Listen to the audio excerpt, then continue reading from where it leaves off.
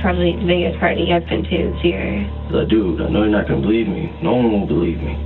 They looked like any other kids, riding bikes, playing video games, sitting at the dinner table with their families.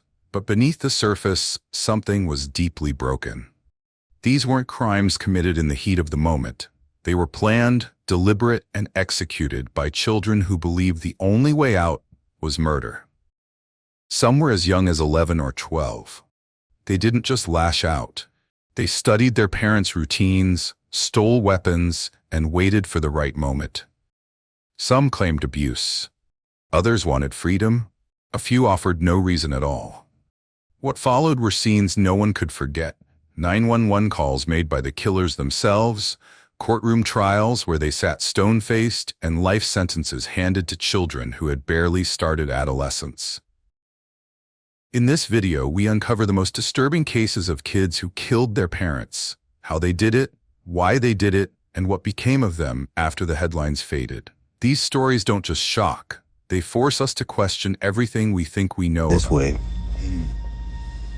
in a maniacal rage. What's in your mind at that point? The same thing that was already in my mind. Do it. Do it? Yeah. He was convicted and sentenced.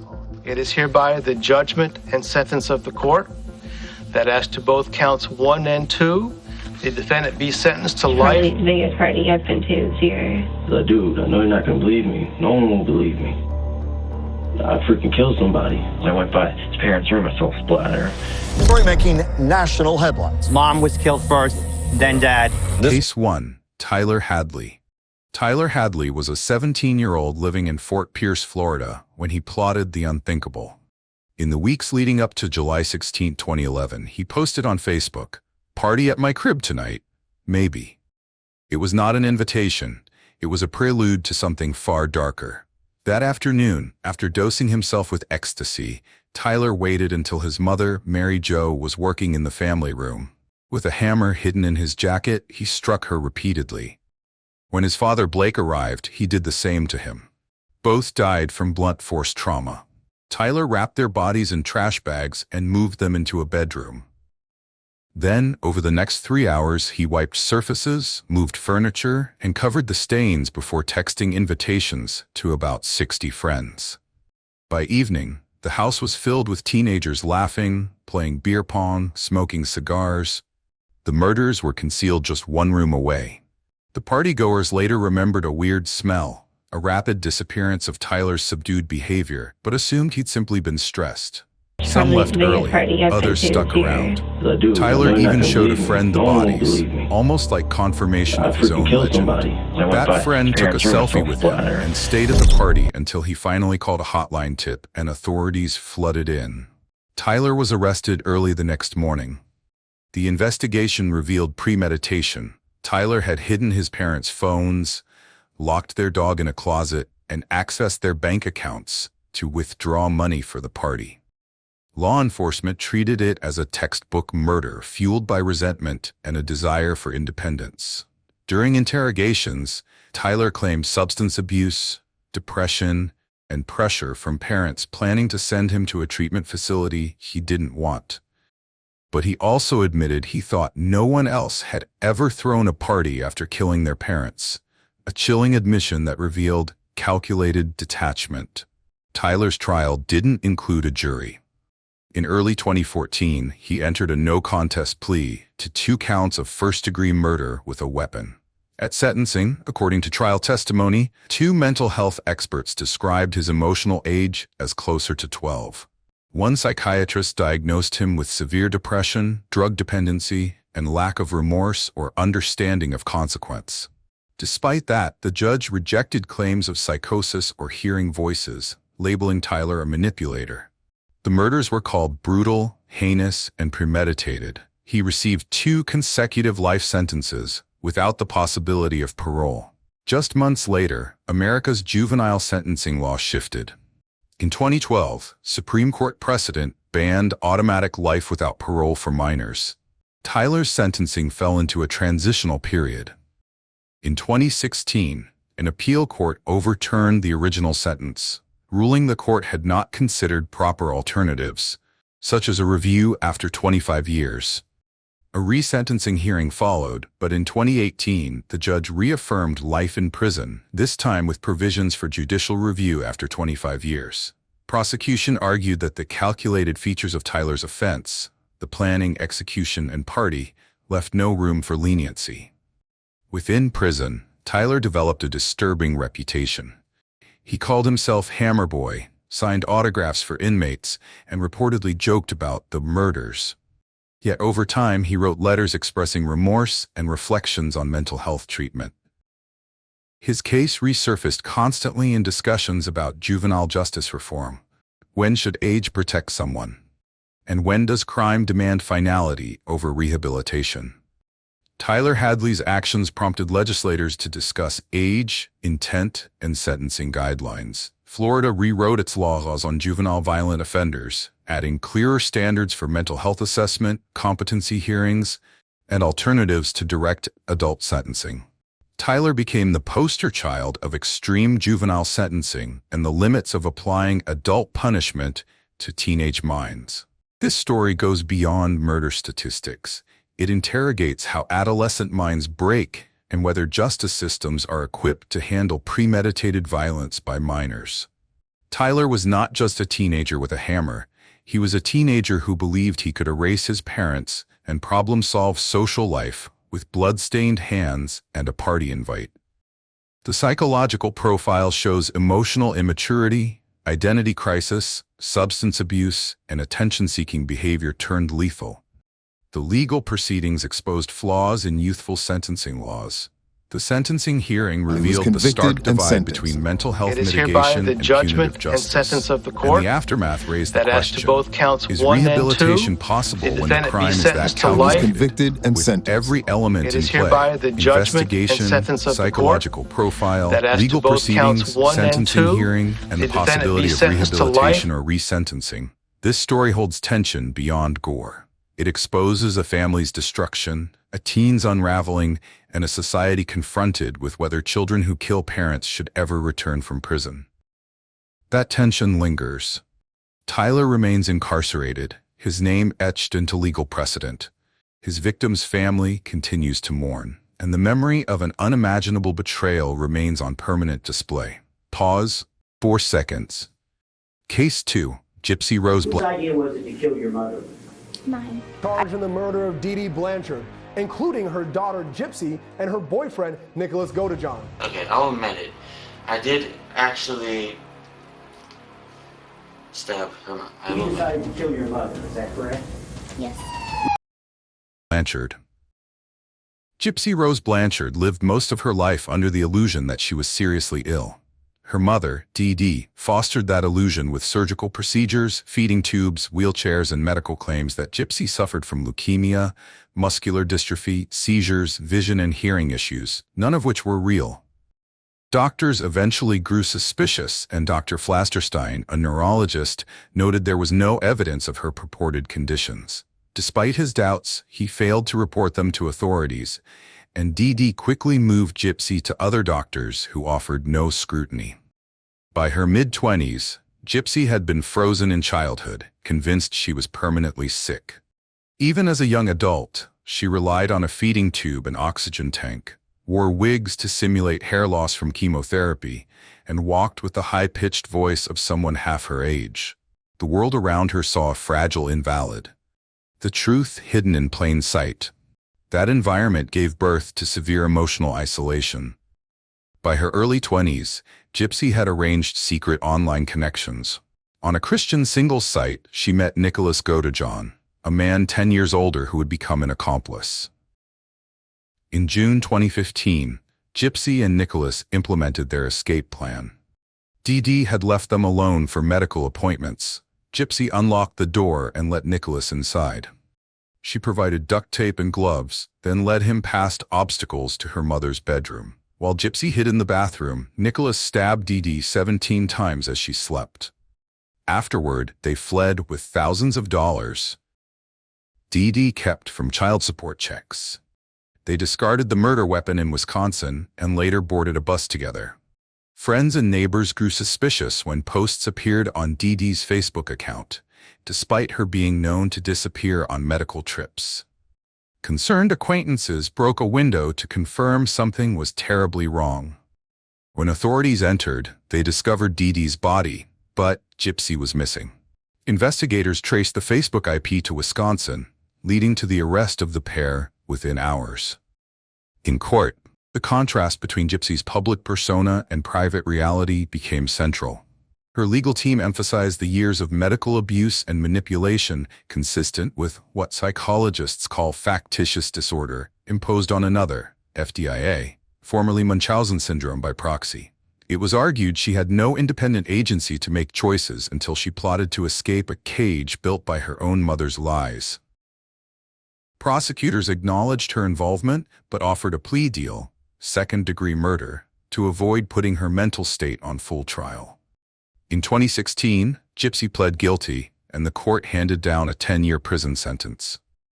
Nicholas pleaded not guilty, but was convicted in 2018 and sentenced to life without parole for first-degree murder and armed criminal action. The sentencing hearing included testimony from mental health professionals who described Gypsy as naive, manipulated, emotionally stunted, yet desperate to escape an abusive environment. Despite that, the severity of the act, the murder of one's mother, left little room for leniency.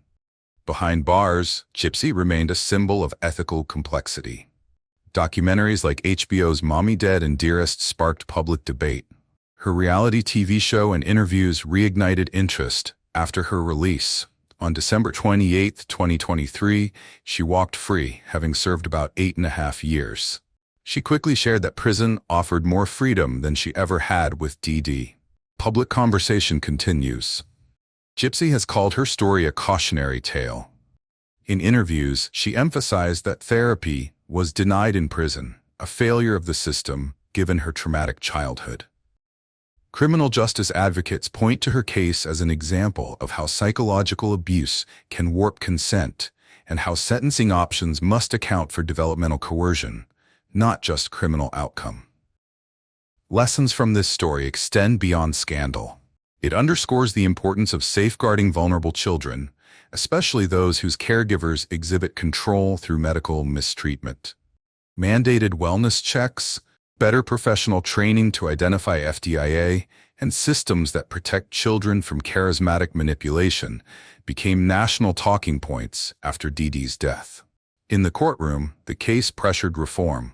Judges are now urged to weigh abuse history when prosecuting minors for violent crimes, and mental health evaluations are often mandated before plea acceptance. For many, Gypsy's release reopened wounds.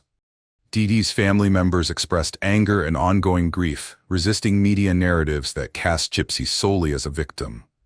Yet others saw a woman reclaiming agency, determined to heal and advocate against child abuse.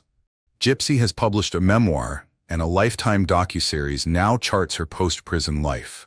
While legal documents remain sealed, her parole granted conditional freedom, life under supervision with regular counseling mandated.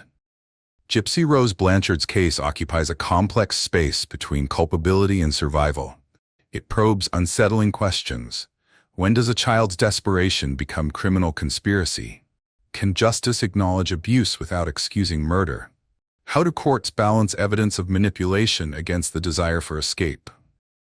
Case 3. A man initially sentenced to life in prison for killing his mother and stepfather receives a new sentence.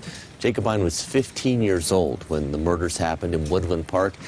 He was denied his right to testify during his first trial, and instead of having a new trial, he reached a plea deal and pled guilty. Now, a judge has sentenced him to 60 years, resentenced, I should say. That includes credit for 26 years he has already served. He claims he killed his parents after years of physical and sexual abuse. Jacob Ind. Jacob Ind was just 15 when he took 2 lives, ending years of abuse, but his path to that moment began long before.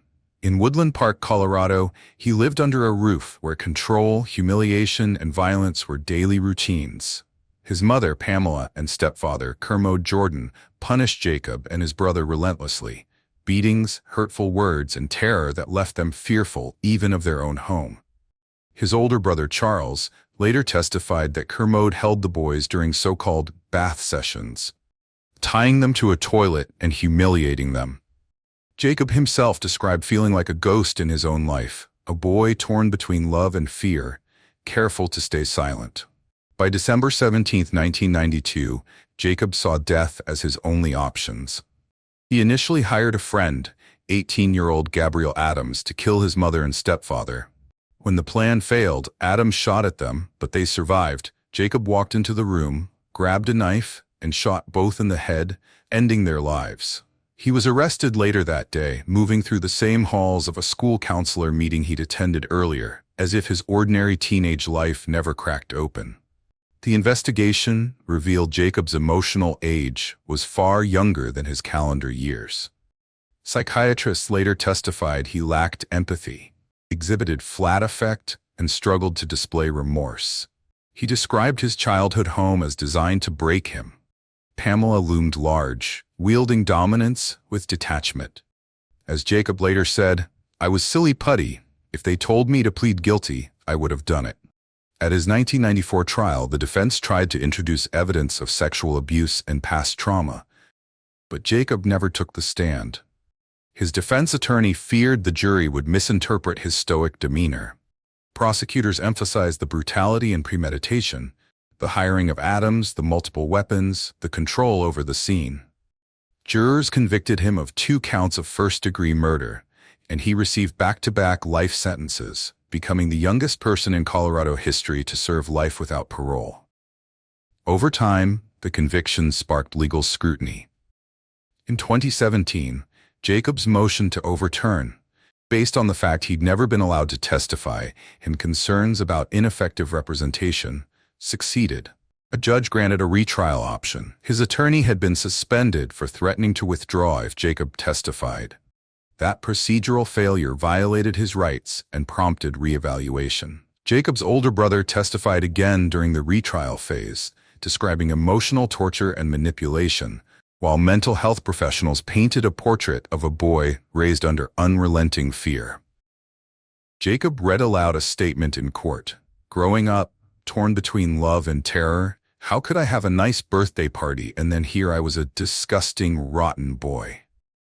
But the prosecution maintained he had planned meticulously and hired help, behaviors incompatible with panic or self-defense. While retrial proceedings were scheduled and later postponed, Jacob continued serving his original sentence, credited for time served.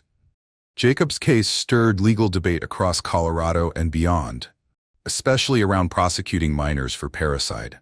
Juvenile justice advocates cited his story to push for mandatory psychological evaluations before charging youth as adults, constitutional rights to testify regardless of demeanor, and more support for trauma survivors.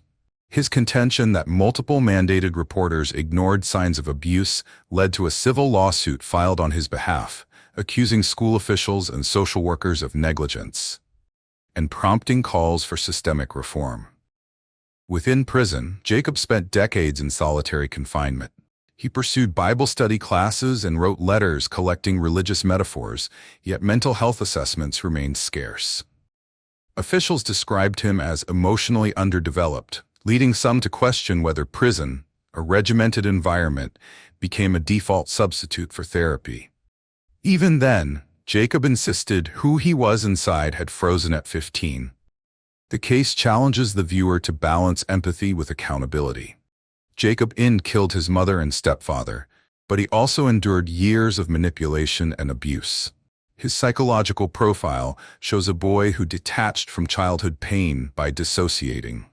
In court, defense and prosecution clashed over whether trauma justified violence, or whether Jacob had planned a calculated act. At sentencing hearings, the division remained stark. The original judge called the actions cold and calculated. Defense counsel argued that emotional and sexual abuse created unbearable fear, leaving no room for rehab or self-preservation. Some jurors supported leniency. Others demanded life sentences for severe betrayal. The retrial window remains open, a rare example where rights violations decades later may change the outcome. Lessons from Jacob's story echo in juvenile justice reforms today. Proper intervention in reported abuse cases, reliable psychological screening before trying youth as adults, and the importance of allowing trauma survivors to tell their own stories, even when that story is unsympathetic to jurors. Jacob Inn's life after sentencing remains uncertain. Though his convictions stand, his legal team continues pushing for retrial or resentencing, armed with accounts of negligence and duty failures. He married and holds correspondence from supporters in Northern Ireland. Love and regret coexist, but his name remains tied to one of America's most controversial juvenile murder cases.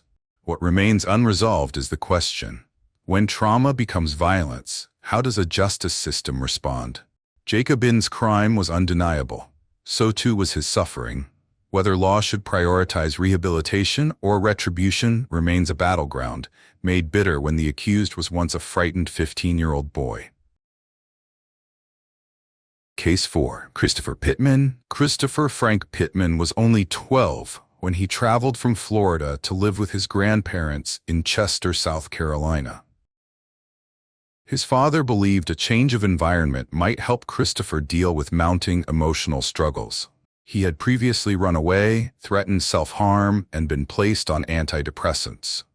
Within weeks of living with his grandmother and grandfather, Christopher was back in trouble, this time forever changing lives. On the evening of November 28, 2001, after an earlier school bus incident and a later scolding at church choir practice, Christopher was locked in his room and paddled for leaving it. Once his grandparents retired to bed, he grabbed their Ford Tim shotgun, a weapon they had taught him to use, and waited. After a 10-minute pause, he entered their bedroom and shot them both at point-blank range while they slept. Instead of fleeing immediately, he lit candles and newspapers to set the house on fire, grabbed some cash, the shotgun, his dog, and their SUV. Chaos unfurled slowly around him. When hunters found him wandering through the woods early the next morning, Christopher spun a story about a black man who shot his grandparents and kidnapped him. Calm and coherent, he recounted the fictional narrative while cradling the dog and shotgun. When police later questioned him alone, he confessed, admitting there was no stranger, and that he carried out the murders himself. That shift, from deflection to confession, became a defining moment in the legal proceedings.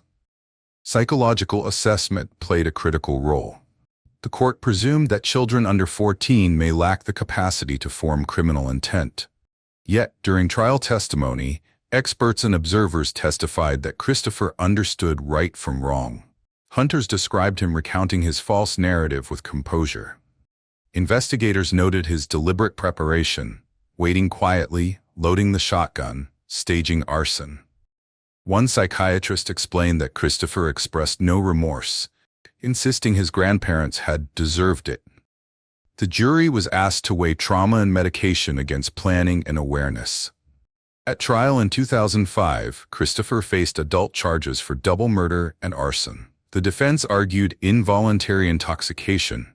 He had recently been prescribed Paxil, then switched to Zoloft after moving in with his grandparents. His father testified that the dosage had doubled just 2 days before the killings. They claimed violent side effects triggered homicidal aggression.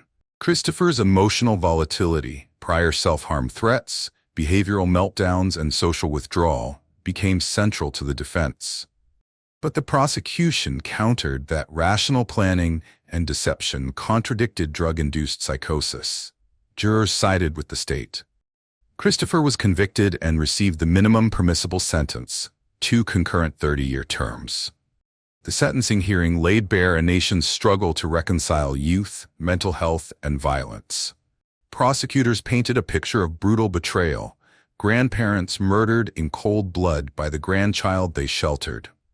Defense attorneys sought empathy, emphasizing trauma, impulsivity, and the risks of prescribing psychotropic medication to minors. The judge delivered the mandated 30-year term, but left open the question: can a child truly overcome consequences imposed upon them in childhood? Christopher's case heightened public scrutiny over prescribing antidepressants to youth. The trial coincided with FDA hearings reviewing Zoloft's side effects, including rare aggression and suicidal ideation in adolescents. Robert Vickery, Christopher's pro bono counsel, argued that psychiatric medicine triggered an involuntary state. While Pfizer denied any causal link to violence, the story helped shape national debates about medication, consent, and adolescent mental health monitoring. Instead of parole eligibility, Christopher served years in an adult prison facility. Rehabilitation, in theory, was possible, but real support was limited. Psychological evaluations during incarceration seldom led to formal therapy plans. Advocates pointed out systemic failures. Schools and social services missed warning signs. No community-based interventions stopped Christopher before tragedy. His record became emblematic of a system grappling with child offenders who commit adult crimes. Family survivors continue to challenge narratives that paint Christopher solely as a victim. His coach, neighbors, and church members testified at trial and in media interviews that he was shy but not violent. A conflicted child whose descent was sudden and inexplicable to those who'd known a different boy. The victim's family urged that even mental illness does not justify murder and renewed debates about leniency for minors sentenced as adults. Years later, Christopher's appeal hinged on constitutional rights and the presumption of childhood incapacity. In 2007, South Carolina's Supreme Court affirmed the conviction, confirming that sufficient evidence supported his awareness and planning. Appeals have flagged concerns over legal counsel performance and sentencing proportionality, but no retrial has been granted. Unless parole, newly issued, is extended, Christopher may remain incarcerated until his 40s. His story intersects with broader reform. States have since expanded requirements for developmental assessments before waiving juvenile jurisdiction. Schools and medical professionals now receive clearer guidelines on monitoring those prescribed SSRIs. Christopher's case is still cited in juvenile justice studies and medical ethics seminars as an example of tragedy unleashed through missed opportunities and unheeded warning signs. Lessons emerge. Prescribing powerful medication to children without close monitoring can carry serious risks. Waiving juveniles into adult court demands fairness, especially when emotional trauma looms. Competency evaluations must be mandatory, not optional, before a child faces life-altering charges. And perhaps above all, no child flourishing under neglect or disciplinary violence should be presumed safe from breaking point. Christopher Pittman's narrative is a challenge, a child who killed the people who raised him, and then fled into a forest of confusion and pain. His planning reflects clarity. His emotional profile reflects turmoil. His life reflects unresolved questions about guilt, responsibility, and the limits of youth. Case 5. Brett Ryder. In 1993, 15-year-old Brett Ryder lived in suburban Nebraska under a roof that seemed ordinary, but beneath its facade lay daily turmoil. His mother, Claudia Ryder, became the target of Brett's silent rage, built over years of emotional and physical control that his older sister, Alyssa, would later describe in an HBO documentary titled Brett Killed Mom, A Sister's Diary. Claudia's parenting style, Alyssa recalled, was marked by moments of affection, followed by sudden cruelty, leaving Brett emotionally unstable, anxious, and isolated. By the time Brett reached adolescence, his distress had metastasized. Behavioral problems, depression, and outbursts. In October of 1993, something snapped. One day, with no warning, Brett stabbed his mother to death in their home. The attack stunned the neighborhood and shattered the quiet assumptions held about their family's stability. What made it more unnerving was how prepared Brett appeared. This was not an accident. It carried emotional weight far beyond teenage rebellion. Law enforcement responded quickly. During the investigation, officers uncovered that Brett had long held resentment toward his mother, coupled with vague threats and emotional distance. His older sister's diary entries, part of the documentary, chronicled the erosion of trust, fear of her brother's silence, and Claudia's unpredictable discipline. The investigation revealed not a crime of passion, but one rooted in turmoil and control. It became clear Brett had reached a breaking point.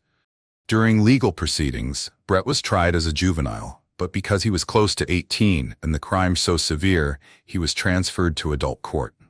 Experts testified to his emotional immaturity, some calling his psychological state akin to early childhood trauma. He showed signs of depression, withdrawal, and impaired impulse control. But prosecutors emphasized premeditation and awareness. Brett reportedly planned the attack, resisted crying and emotional displays, and stayed calm afterward. The jury weighed trauma against calculation. In 1994, Brett pled guilty to second-degree murder. At his sentencing hearing, the court considered his age and history of dysfunction, but found the murder too deliberate to justify leniency. Montana newspapers at the time reported he received a sentence of 11 to 20 years in prison, placing him in a facility for young offenders before transitioning to adult prison. The sentencing dialogue hinged on whether rehabilitation could succeed when planning was involved, rather than emotional impulsiveness. Behind bars, Brett faced limited opportunities for rehabilitation. The lack of public documentation about his prison life contrasts sharply with his family's ongoing trauma. Alyssa continued speaking out, discussing how therapy might have helped before tragedy, and criticized institutional failures to identify warning signs. Brett's incarceration became a case study in the gaps between mental health support and youth sentencing. Over time, the story ignited national discourse. Child psychologists argued that Brett's case reflected damage from inconsistent parenting, emotional damage masked by performance, and adolescent frontal lobe immaturity, factors that combined into violent desperation. Legal reform advocates cited his case when pushing for mandatory psychological evaluations before transferring juveniles to adult court, and early intervention in families reporting abuse or mental health crises. Media portrayals such as the HBO documentary brought attention to Alyssa's perspective, her voice narrating pages of diary entries, echoing years of fear. She described Brett as both victim and perpetrator, a young man conditioned into suppression until only violence could give him relief. Public conversations asked, should teenage killers be condemned as evil or treated as children shaped by their environment? After serving 15 years, Brett was released and faded from national attention. Family members publicly remained divided, some calling his release compassionate redemption, others protesting what they saw as inadequate accountability. The case is still taught in juvenile justice seminars as a storm of behavioral health, legal thresholds, and the volatile mind of an adolescent. What remains powerful is the psychological profile. A boy raised in an emotional battlefield who succumbed to desperation masked by silence. The court's responsibility, the system's oversight, the absence of mental health intervention, each thread speaks to a broader warning. No amount of custody can replace early therapeutic support. Lessons from Brett's story ripple outward. Caregivers should listen when warning signs appear, schools must track emotional red flags, and laws should insist on mental health evaluations before aggressive sentencing decisions. His case shows what happens when trauma festers behind closed doors, and when legal systems fail to view young defendants through developmental lenses. Today, Brett Ryder remains a figure both vilified and studied. His crime was calculated, his suffering real, and his release complicated.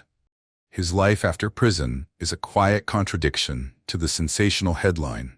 Maybe redemption, maybe regression, but certainly a reminder that justice demands more than punishment. It demands understanding. 4 seconds. Case 6. Carly Gregg. In March 2024, at the age of 14, Carly Madison Gregg executed a plan that shocked her community in Mississippi. Her mother, Ashley Smiley, a respected high school math teacher, was shot in broad daylight inside their family home. Later that same day, when her stepfather returned, Carly ambushed him, shooting him once before fleeing the scene. Surveillance video captured her pacing the house with a gun hidden behind her back. Instead of running in panic, she calmly returned to the kitchen, texting and playing with her dogs, creating an eerie contrast between violence and composure. The investigation revealed that Carly had told a friend she wasn't sure she could kill her mother, and asked whether the friend was squeamish around dead bodies. That friend later testified that Carly invited her to view the crime scene, underlining a disturbing detachment. Police recovered physical evidence, including CCTV footage, a weapon, and suppressed phone messages. Prosecutors portrayed her as calculating, determined, and thoroughly aware of her actions. During legal proceedings, a forensic psychiatrist testified that Carly suffered from depression, hallucinations, and self-harm behaviors, which she attributed partly to prescription medication and family conflict. However, prosecution experts countered that her actions showed clear intent and premeditation. They emphasized that her mother's screams, captured on video, indicated abrupt, deliberate violence. The jury was confronted with a teenager whose emotional struggle appeared real, yet whose choices were chillingly resolute. Ultimately, the court found Carly guilty on counts of first-degree murder, attempted murder, and evidence tampering. During the sentencing hearing, she sat stone-faced as prosecutors called her evil and asserted that awareness of the crime was unmistakable. Her demeanor, giggling with lawyers and asking permission to leave the courtroom midway through testimony, became part of official record.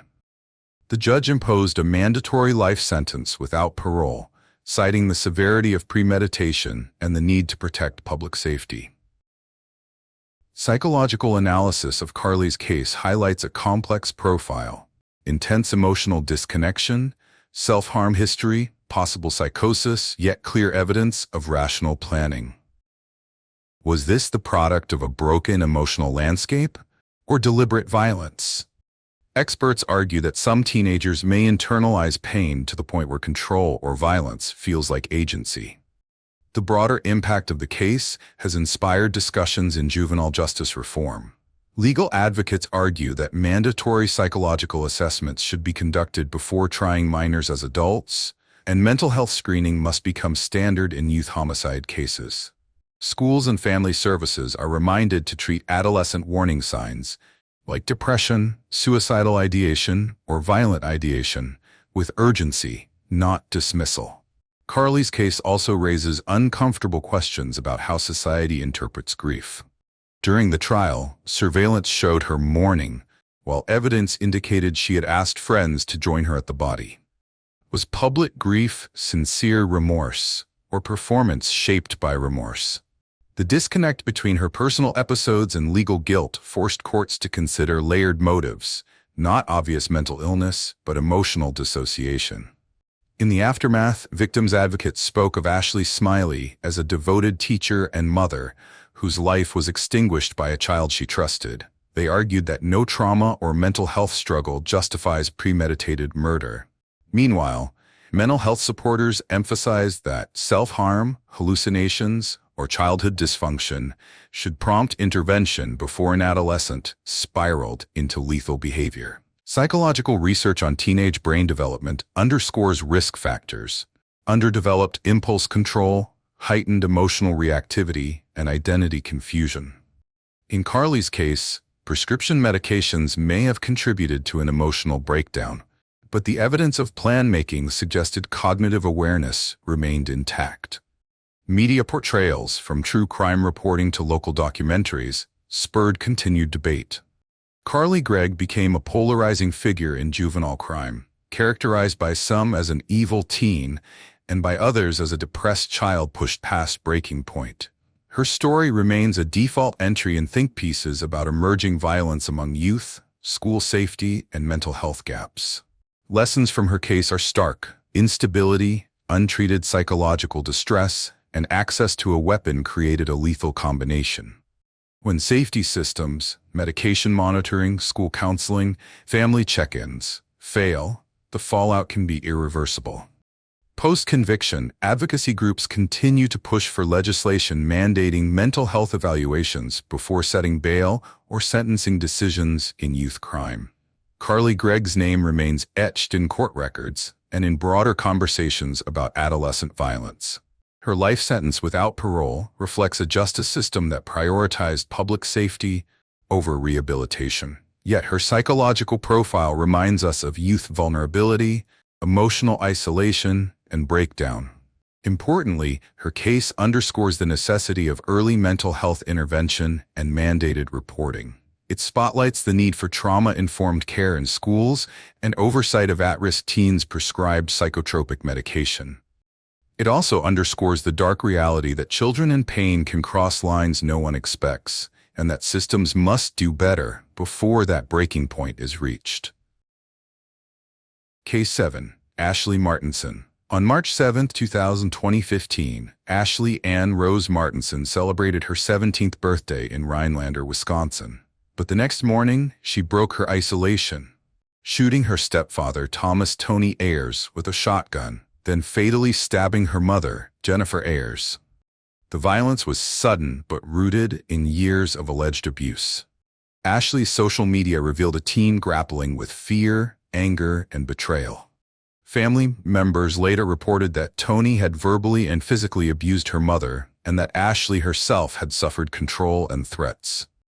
Neighbors described a quiet teen who rarely spoke, but online, Ashley unleashed frustration. "Take one of his guns and blow his fucking brains out," she wrote days before. Hours earlier, she'd witnessed Tony beating her mother, fueling the breakdown that triggered lethal action.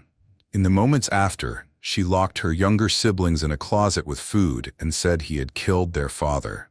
In court, those actions became critical clues about planning, fear, and fractured reasoning. Police arrived to find chaos, a spent shotgun, blood-stained floors, and Ashley clutching the weapon. She was arrested without resistance. Investigators treated the case as a double homicide, but recognized the layers of alleged abuse and self-defense claims intertwined with premeditation. Her statements, conflicting yet eerily composure-filled, suggested deep emotional conflict. In psychological assessments, experts found Ashley showed signs of PTSD and depression. She had been physically disciplined, silenced, and threatened in her household. Interview transcripts reflect a girl pushed to a breaking point by exposure to powerlessness and trauma. Defense attorneys argued the killings were a product of survival, not impulse. Prosecutors asserted the method, shooting Tony and stabbing Jennifer over 30 times, proved rage and planning more than fear-based reflex. The legal proceedings culminated in 2016 when Ashley pled guilty to 2 counts of second-degree intentional homicide. In her sentencing hearing, she sat stoically as family members described her headlines as horror blogger turned killer. She was sentenced to 23 years in prison, the maximum for her charges. In court testimony, her counselor described her as emotionally stunted, a girl whose trauma mapped onto anger, despair, and isolation. Jurors had to weigh abused child versus adult criminal. The sentence represented a compromise between public safety and recognition of abuse's role. Within prison, the possibility of rehabilitation became a question. Could a teen labeled vamp chick on internet forums reclaim identity beyond tragedy? Reports suggest mental health support remained limited. Therapy referrals were inconsistent and academic options scarce. Yet advocacy groups cite her case when pushing for trauma-informed care in youth detention and mandatory reporting for families under chronic abuse. Ashley's case continues to fuel policy debate. Should courts allow teenage homicide offenders the chance for parole when abuse is evident?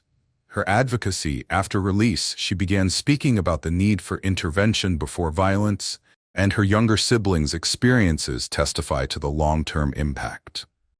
Critics argue regardless of trauma, line of reload violence demands no clemency. Supporters call for deeper evaluation of psychological states before definitive sentencing. This case taught stark lessons to families and systems alike. Early warning signs, such as self-harm ideation, violent thoughts online, and escape fantasies, must trigger intervention. Schools, counselors, clinicians, and law enforcement should coordinate to protect teens in abusive households before tragedy strikes. Competency evaluations and trauma histories should become standard practice in juvenile homicide trials. Ashley's story reminds us that a teen's emotion may lie hidden behind internet pseudonymity, silent suffering, or written aggression.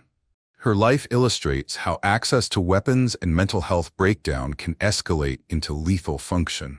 Her emotional profile, anger laced with history of manipulation and control, shows why vitality and violence sometimes coexist dangerously in youth. the broader justice system has taken note. Policy reforms now recommend psychological screening for minors facing violent charges, especially when self-defense or long-standing abuse is claimed. Wisconsin juvenile courts face increasing pressure to balance punitive sentencing with opportunities for rehabilitation when childhood trauma is present. Ashley Martinson's narrative is neither simple redemption nor unsparing evil. It is a mirror showing what happens when a child's pain goes unresolved, collides with access to weapons, and fuels irreversible decisions. The case unspools through layers of investigation, psychological profile, legal proceedings, trial testimony, sentencing hearing, and the promise or failure of rehabilitation. Today, Ashley remains incarcerated under the Wisconsin system. Family members of victims express sorrow that no sentence can restore life. Survivors emphasize that violence, even against abusers, cannot be condoned. But policymakers and mental health professionals increasingly agree. Preventing youth violence means healing before someone kills. Her case holds tension. The boundary between victim and offender dissolves into question. When trauma persists in youth homicide, how should courts respond? Rehab? Retribution? Ashley Martinson's story challenges us to consider prevention through care, not just response through sentencing. 4 seconds, Case 8. Jordan Brown. Jordan Brown was just 11 when his life, and everyone else's in his family, came to a halt. On February 20, 2009, in New Beaver, Pennsylvania, Kenzie Houck, his father's fiancée and 8.5 months pregnant, was shot to death in the family's home. The suspect? 11-year-old Jordan, initially arrested and charged with her murder in an adult court. Camera flash headlines called it unimaginable. A child charged with capital murder. The investigation unfolded with urgency and controversy. Jordan was interviewed twice the day of Houck's death and arrested before sunrise the next morning. Police searched the home and identified what they claimed was a shotgun as the murder weapon, though no ballistic match ever linked it to the crime. Instead, the case rested largely on circumstantial evidence. Jordan's school backpack allegedly smelled of gunpowder. He had been disciplined days earlier for bringing ammunition to school. But no direct proof tied him to the trigger pull. Still, prosecutors were firm. An 11-year-old was charged as adult in a murder case. Jordan's psychological profile emerged as both key and contentious.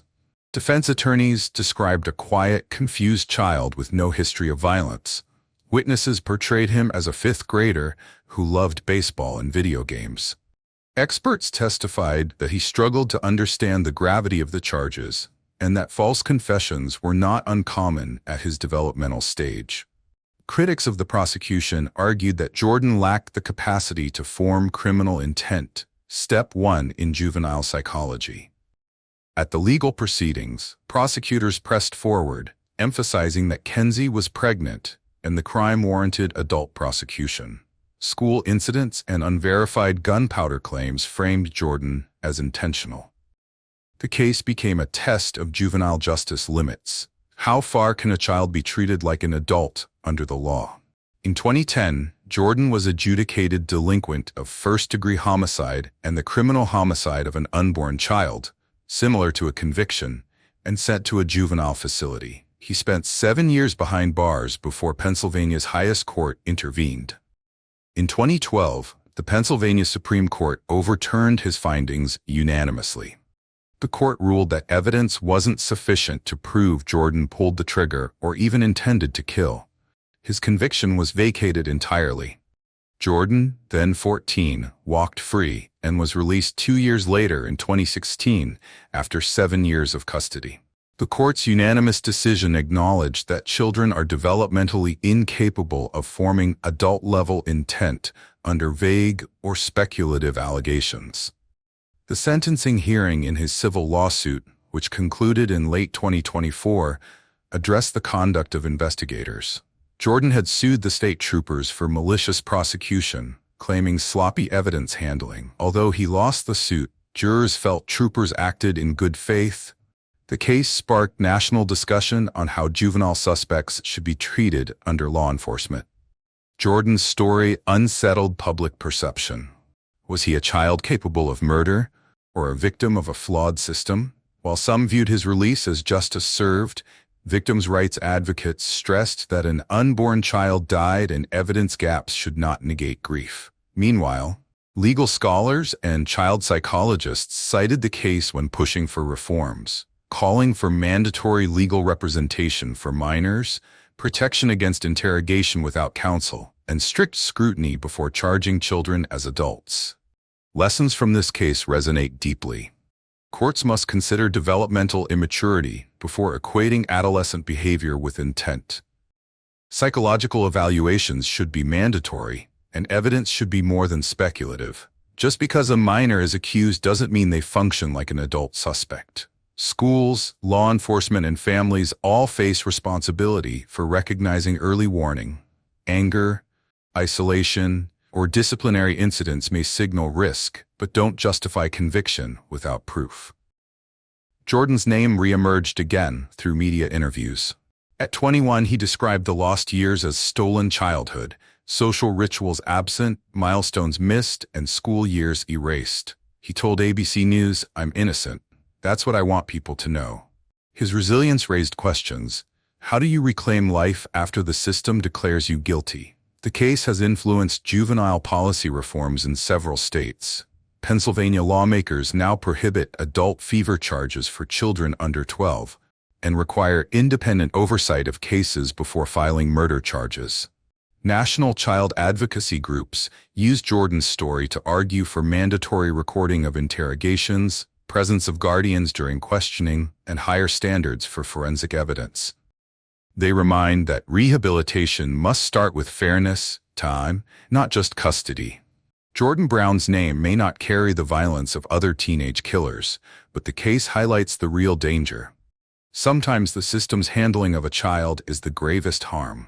A click on a news story led to 7 formative years behind bars, a consequence that outlasted the crime. And when evidence was reviewed, the state that condemned him had to accept it was wrong. Today, Jordan lives quietly, rebuilding his life. His legal team continues advocacy for others unfairly confined. Victim survivors continue to mourn the loss of Kenzie and her unborn baby. And society remains torn. Some still see danger in his name. Others see the extraordinary justice in exoneration when doubt is overwhelming. 4 Seconds Case 9. Brenda Spencer. On January 29, 1979, Brenda Spencer, a troubled 16-year-old in San Diego, opened fire from her bedroom window at Cleveland Elementary School across the street. Using a rifle and handgun she kept at home, she killed 2 adults, school custodian and a principal, and injured 9 children and a police officer. When asked why she did it, she responded chillingly, "I don't like Mondays." Brenda's expressionless answer echoed around the nation, marking a frightening moment in juvenile crime history. One rooted in emotional isolation far more than spontaneous rage. Investigation quickly revealed that Brenda lived under a cloud of neglect and despair. School records documented chronic absenteeism, poor performance, and social isolation. Neighbors reported that Brenda's home life was detached, her father rarely present, her mother struggling with mental illness. Photographs showed her smoking alone, treading water in a backyard pool with a glazed expression. No actual injury to her own parents, but the emotional disintegration echoed patterns seen in youth domestic violence cases. Long-term trauma manifesting in planned, lethal violence. During psychological assessment, experts described Brenda as emotionally stunted and socially disconnected. She voiced deep resentment toward authority figures, saying doctors and school officials treated her like a lost cause. Her psychological profile revealed a mind shaped by neglect, medication struggles, and a sense of purposelessness. The lack of supervision, the houses she burglarized, and the guns she stole from her father's collection all reflected a teen acting out of hopelessness rather than calculated evil. Legal proceedings were swift.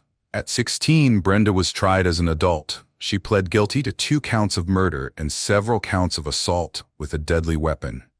In her sentencing hearing, her attorney referenced years of dysfunction, medication, and untreated mental illness. Prosecutors argued she carried out the massacre with precision, targeting our community symbolically, and possessed a cold understanding of consequences. The judge sentenced her to 25 years to life, the maximum allowed under California law.